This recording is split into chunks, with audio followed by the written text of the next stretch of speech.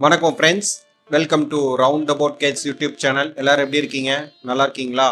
ஒவ்வொரு நாளும் ஒவ்வொரு கோயிலை பத்தி டீட்டெயிலா அந்த சேனல்ல பார்த்துட்டு வரோம். இன்னைக்கு நம்ம பார்க்க போற திருக்கோவில் சென்னை திரிசூலம் எனும் ஊரில் உள்ள அருள்மிகு திரிசூலநாதர் திருக்கோவில். இந்த கோயிலை பத்தி டீட்டெயிலா தெரிஞ்சுக்கலாமா?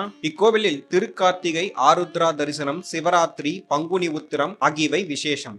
இறகு இல்லாத சரபேஸ்வரர் இங்கு அருள்பாலிக்கிறார். இங்கு மூலவர் சன்னதியின் மேல் உள்ள விமானம் கஜபிருஷ்டம் எனப்படுகிறது. இத்தல விநாயகர் நாகயக்னோபவீத கணபதி எனப்படுகிறார். பிரகாரத்தில் விநாயகர், ஸ்ரீனிவாச பெருமாள் காட்சி தருகின்றனர்.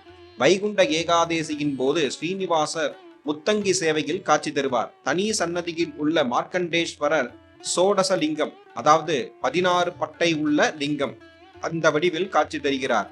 காசி விஸ்வநாதர், விசாலாட்சி, வள்ளி தெய்வயானையுடன் முருகன், ஐயப்பன், ஆதிசங்கரர் சன்னதிகளும் உள்ளன. கஜபிருஷ்ட விமானத்துடன் அமைந்துள்ள சன்னதிக்குள் சிவன் அருகில் சொர்ணாம்பிகை இருக்கிறாள். முன்பு பிரதான அம்பிகையாக இருந்த இவள் ஒரு அர்ச்சகரின் கனவில் தோன்றி சொன்னதின் அடிப்படையில் சிவனின் கருவறைக்குள்ளேயே பிரதிஷ்டை செய்யப்பட்டாள்.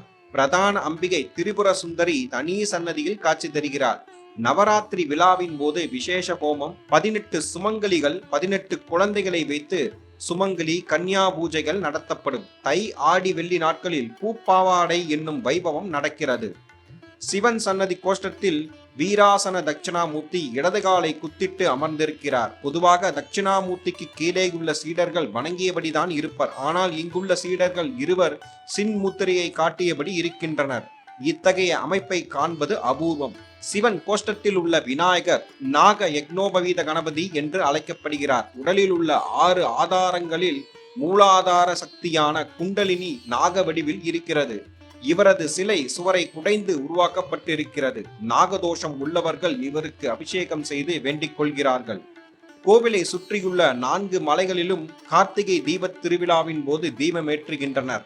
நரசிம்மரின் உக்கிரம் தணிக்க வந்த சரபேஸ்வரர் தன் சுயரூபத்துடன் ஒரு தூணில் காட்சி தருகிறார். சரபேஸ்வரருக்கு சரவம் என்ற பறவையின் இறக்கை இருக்கும். ஆனால் இங்கு இறக்கை இல்லை.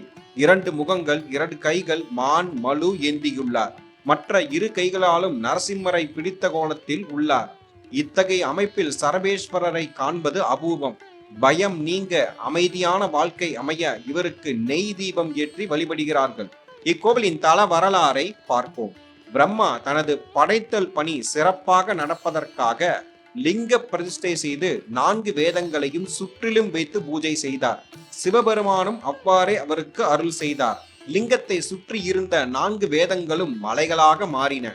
மலைகளுக்கு இடைப்பட்ட பகுதியை சுரம் என்பர். எனவே சிவன் திருச்சுரமுடைய நாயனார் என்று அழைக்கப்பட்டு பிற்காலத்தில் திரிசூலநாதர் என்று அழைக்கப்பட்டார். இக்கோவிலின் மூலவர் திரிசூலநாதர், திருச்சுடமுடையார், உற்சவர் சந்திரசேகரர், தாயார் திரிபுர சுந்தரி, தலவிருச்சம் மரமல்லி, தீர்த்தம் பிரம்ம தீர்த்தம், புராண பெயர் திருச்சுரம், இப்போது இருக்கும் பெயர் திரிசூலம். கோவில் திறந்திருக்கும் நேரம் காலை 7 மணி முதல் 11 மணி வரை, மாலை 4 மணி முதல் இரவு 8 மணி 30 நிமிடம் வரை திறந்திருக்கும். இக்கோவில் தாம்பரத்தில் இருந்து 10 கிலோமீட்டர் தூரத்தில் திரிசூலம் உள்ளது. தேசிய விமான நிலையம் பஸ் ஸ்டாப் அல்லது திரிசூலம் ரயில்வே ஸ்டேஷனில் இறங்கி 1 கிலோமீட்டர் சென்றால் இக்கோவிலை அடையலாம். அருகிலுள்ள ரயில் நிலையம் திரிசூலம் தாம்பரம், அருகிலுள்ள விமான நிலையம் சென்னை மீனம்பாக்கம்.